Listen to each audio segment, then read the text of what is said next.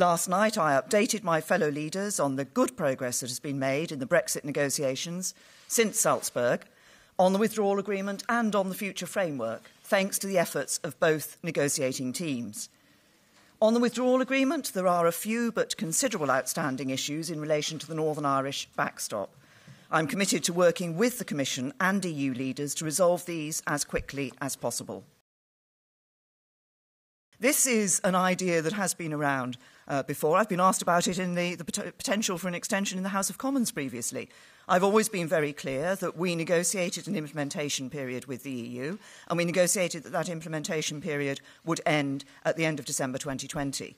What has now emerged is the idea that an option to extend the implementation period could be a further solution to this issue of the backstop in Northern Ireland. What we are not doing, we are not standing here proposing an extension to the implementation period.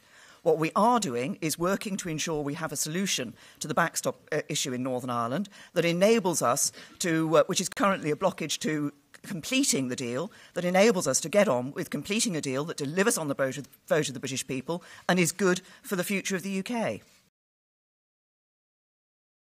These are always going to be tough negotiations, and they were always going to get tougher before we got to the closing stages of the negotiations. And yes, there are some difficult issues that we are still working through. Crucial among those is this issue about the Northern Ireland backstop and ensuring that we can provide for a solution which is not the solution that was produced by the European Commission initially, which would have effectively carved Northern Ireland away from the rest of the United Kingdom. That's unacceptable to the UK government. I believe would be unacceptable to any UK government. So on that issue, further solutions have been put forward. But what we want to do is to work to get through that so that we can actually get to the deal that I believe will be good for the British people. That's what we're working through these tough negotiations for, delivering on the vote of the British people and doing it in a way which protects jobs, protects our union, is good for the UK, but I believe will also be good for the EU as well.